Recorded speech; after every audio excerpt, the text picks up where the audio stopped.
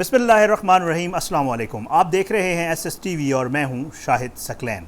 आज ज़ाहिरी बात है हम रोज़ सियासत पे बात करते हैं, सियासतदानों पे बात करते हैं, इस निज़ाम पे बात करते हैं और इस निज़ाम में जितनी भी खामी हैं उनके ऊपर बात करते हैं। और आज इसी तरह की एक खामी इस निज़ाम में जो मौजूद है और जिसके तहत जो है हमारे एक दोस्त हैं, हमारे एक भाई हैं, हमारे एक सहाफ़ी भाई हैं, उनको ख़तरा दरपेश है और ख़तरा लाहक है। और इस हवाले से वो अपनी 2 वीडियोज़ में बाकायदा तौर पे मुतनब्बे कर चुके हैं, ध्यान दिलवाने की कोशिश कर चुके हैं इस निज़ाम को, अदलिया की ध्यान दिलवाने की कोशिश, हुक्मरानों को ध्यान दिलवाने की कोशिश कर रहे हैं। और बाकायदा तौर पे जो दूसरी वीडियो है उसमें उन्होंने बाकायदा तौर पे कहा है कि अगर मुझे कत्ल कर दिया गया, अगर मुझे मार दिया गया, अगर मुझे कोई नुकसान पहुंचा, मेरी टीम के लोगों को नुकसान पहुंचा, तो इसके ज़िम्मेदार chief justice of Pakistan, chief justice of Sindh high court, मौजूदा हुक्मरान और बाकी वो लोग होंगे जो ज़िम्मेदार हैं। मैं बात कर रहा हूँ इकरारुल हसन की। इकरारुल हसन एयरवाइज़ से काफ़ी अरसे से एयरवाइज़ से मुंसलिक हैं, काम कर रहे हैं, बहुत मशहूर शख्सियत हैं, मशहूर एंकर हैं। पहले वो कुछ अरसे तक रिपोर्टिंग भी करते रहे हैं, ख़बरें भी कुछ अरसा उन्होंने पढ़ी हैं और वो एयरवाइज़ से एक अरसे से वाबस्ता है। उन्होंने एक प्रोग्राम जो मतलब है बहुत मशहूर प्रोग्राम है सरेआम, और ये वो प्रोग्राम है, आपको भी पता है, सब लोग इसको देखते हैं। वो इसमें बेनकाब करते हैं इस मुआशरे में जो गंदे लोग हैं, वो बेनकाब करते हैं इस मुआशरे की जितनी खामियाँ हैं उसको, वो बेनकाब करते हैं उन लोगों को जो यहाँ पे शराफत का लिबादा ओढ़ के गलत और भयानक किस्म के काम करते हैं। बेशबहा शायद सैकड़ों या हज़ारों की तादाद में प्रोग्राम उनके क्रेडिट पे हैं जिसमें वो रंगे हाथों बाकायदा रिकॉर्डिंग्स के साथ गिरफ़्तार करते हैं लोगों को और उनको अपने अंजाम तक पहुँचाने की कोशिश करते हैं।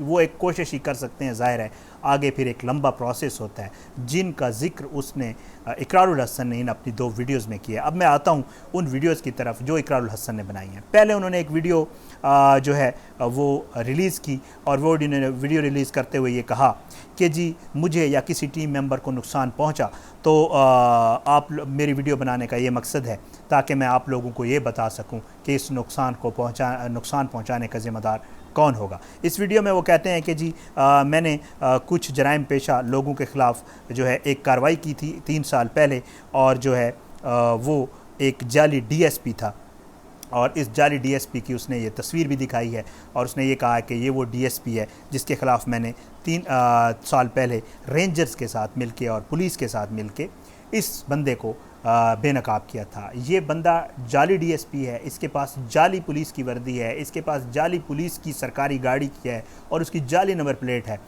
इसको इकरार ने जो है वो बेनकाब किया था। ये बंदा अगवा बराए तावान का धंधा करता है। ये बाकायदा तौर पे लोगों को उठाता है, उनको अपने पास रखता है। इसके साथ जो गैंग के लोग हैं उन्होंने भी पुलिस की वर्दियां पहनी होती हैं, ये भी पुलिस की वर्दी में मलबूस होता है। ये लोगों को उठाते हैं, उनसे तावान लेते हैं और फिर छोड़ देते हैं। अपने आप को ये DSP दिखाता है।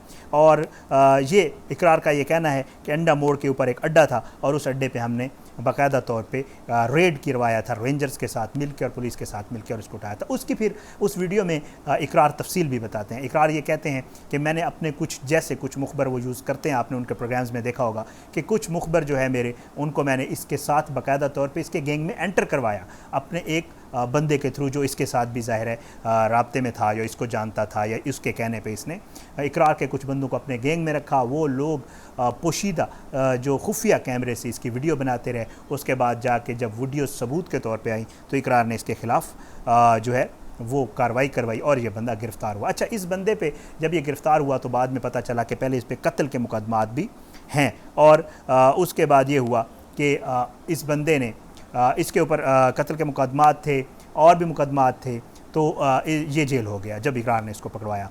अब होना ये था कि लोअर कोर्ट्स में तो इसकी ज़मानत नहीं हुई, लेकिन हाई कोर्ट में जाके इसकी ज़मानत हो गई। इस ज़मानत होने में 3 साल का अरसा लगा। जब ये ज़मानत होकर वापस आया तो इकरार का ये कहना है कि वो बंदा इन्फार्मर जिसने हमारे लोगों को इसके गैंग में शामिल करवाया था, सीधा इसने उसका पता किया, उसका पता लगाया और ये पहुँच गया उसके घर और उसको अगवा करने की कोशिश की। CCTV फुटेज भी इकरार ने दिखाई है और उसने कहा कि उसको अगवा करने की कोशिश की, लेकिन अल्लाह का ये करना हुआ कि वो बंदा वहाँ से भाग गया, लेकिन ये उसकी गाड़ी लेके चले गए, जिसकी FIR भी बाकायदा तौर पे दर्ज करवाई गई अगवा और गाड़ी ले जाने की। बहरहाल वो कहता है इकरार अपनी पहली वीडियो में कि जी हमारी तो जान हाजिर है, हम हमेशा जब भी घर से निकलते हैं बच्चों को चूम के निकलते हैं और सोच के निकलते हैं कि क्या पता जब हम ये कार्रवाई करने जा रहे हैं, प्रोग्राम करने जा रहे हैं, तो वो लोग इतने ख़तरनाक होते हैं कि वो हमें जान से भी मार सकते हैं। तो हम ये सोच के निकलते हैं कि हमारी जान को किसी वक्त कुछ भी हो सकता है, तो हम तो हाजिर हैं। लेकिन इकरार का ये कहना है कि मैं नहीं चाहता कि मेरी वजह से मेरी किसी टीम के मेंबर, किसी इन्फार्मर, किसी खैर खा को नुकसान पहुँचे। तो अपनी पहली वीडियो में इकरार ये कहता है और उसने बाकायदा तौर पे वो सारा उसमें दिखाया।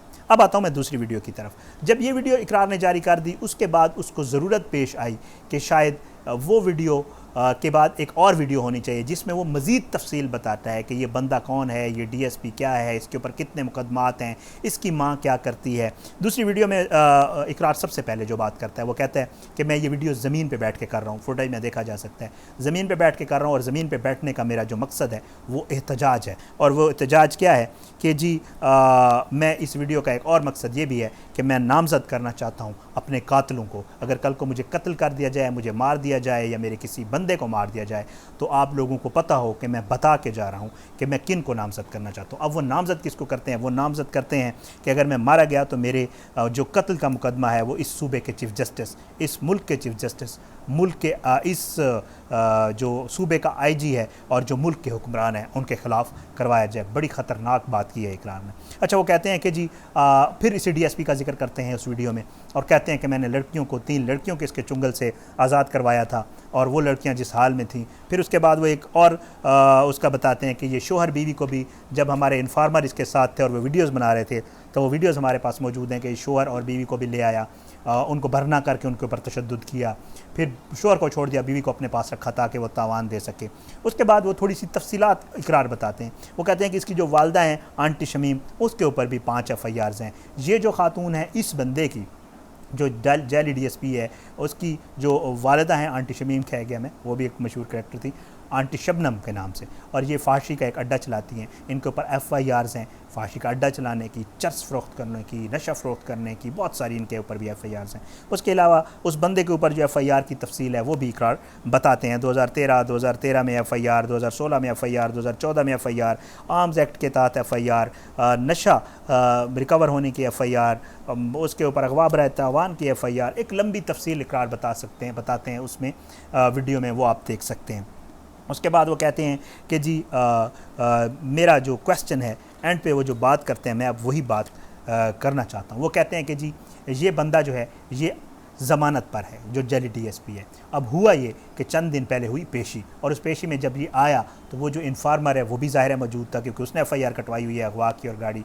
तो कहता है वहाँ पे पुलिस वालों के सामने इस बंदे ने जाते हुए ये कहा कि मैं तुम्हें भी देख लूँगा और मैं जो है सरेआम की टीम को भी देख लूँगा। दरअसल इस सारी बात करने का जो मेरा भी मकसद है और जो इकरार का भी मकसद है, इकरार ने बड़े क्वेश्चंस उठाए हैं, बड़े वैलिड क्वेश्चंस उठाए हैं। उन्होंने कहा है कि जी आप ये देख लें कि ये जो अदालती निज़ाम है और ये जो हमारा निज़ाम है, पुलिस का काम है पुलिस पकड़ के दे देती है, उसके बाद वो बंदा जिसके ऊपर कत्ल की FIRs हैं, जिसके सबूत मौजूद हैं, जिसके वीडियो सबूत मौजूद हैं, जिसके सब कुछ मौजूद है, उसके बावजूद भी उस बंदे को ज़मानत मिल जाती है। ना सिर्फ ज़मानत मिलती है बल्कि उस ज़मानत में तोसी भी हो जाती है। तो उसने बड़े सवालात उठाए और उसने कहा है कि जी अगर मुझ पर तौहीन अदालत लगती है तो बेशक लग जाए, मुझे इसका कोई परवाह नहीं है, लेकिन कोई बंदा ये नहीं चाहेगा। और मुझे अफसोस के साथ ये कहना पड़ रहा है कि उसने जो बात की है ना आखिर में, उसने कहा कि जी पुलिस ने मुझे सिक्योरिटी देने की भी बात की है और बहुत सारी बातें जो है पुलिस की तरफ से बड़ा मेरे साथ अच्छा रवैया रखा जा रहा है और बड़ा ताउन करने की पेशकश की जा रही है, लेकिन वो कहता है मैं टैक्स पेयर के पैसे से ये सब कुछ नहीं लेना चाहता। लेकिन वो जो क्वेश्चन उसने उठाए हैं ना, वो मैं आप एक दो वाक़या और भी बताना चाहता हूँ। वो क्वेश्चन बड़े वैलिड हैं। ये मियाल में पिछले दिनों पिंडी में एक वाक़या हुआ है और पिंडी में वही वाक़या हुआ कि एक बंदा जो इश्तहारी था वो ज़मानत पे था और उसने आके 9 बंदे कत्ल कर दिए। फिर मुझे याद आता है वो अज़ीज़ मेमन जो इस्लामाबाद तक रोता हुआ आया था और उसने कहा था कि यार मुझे ख़तरा है कुछ लोगों से मेरी जान चली जाएगी, और फिर उसकी जान चली गई। और फिर उसकी जो इन्वेस्टिगेशन हुई वो आपने भी देखी और हमने भी देखी। पहले कहा गया कि शायद वो डूब के मरा है, फिर कहा गया कि नहीं उसका कत्ल नहीं हुआ।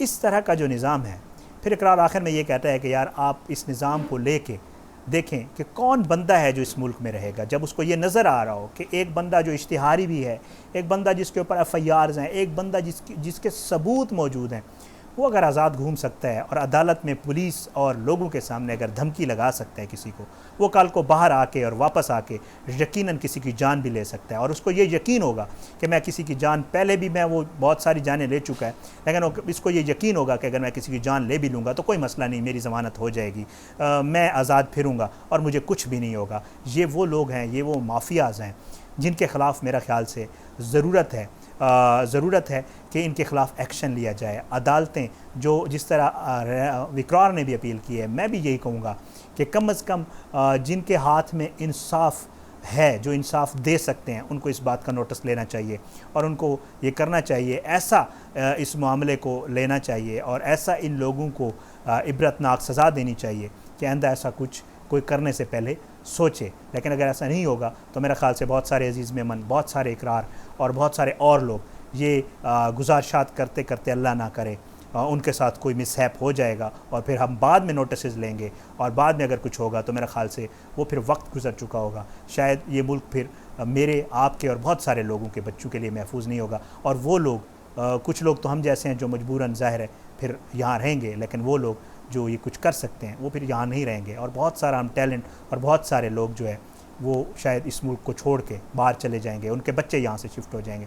मेरे ख़्याल से बहुत सारे इश्यूज़ के ऊपर हम बात करते हैं, लेकिन जो हमारा निज़ाम है उसके ऊपर बात करना भी बनती है। और हमारे निज़ाम को अब तब्दील करने के लिए हमें और जो हुक्मरान हैं और जो वो लोग हैं जो इस निज़ाम को तब्दील कर सकते हैं, खुदारा उनको ये सोचना पड़ेगा कि इस निज़ाम को अब तब्दील होना चाहिए, वरना बहुत सारे इकरार ऐसे ही शायद वो फिर हिम्मत नहीं कर पाएंगे कि वो कुछ बड़े लोगों के ख़िलाफ़ आवाज़ उठा सकें। आज की इस वीडियो से इतना ही, मुझे इजाज़त दीजिए। मैं आपका बहुत शुक्रगुजार हूँ। मेरे यूट्यूब चैनल SSTV को सब्सक्राइब करें। अगली किसी वीडियो तक के लिए मुझे इजाज़त दें।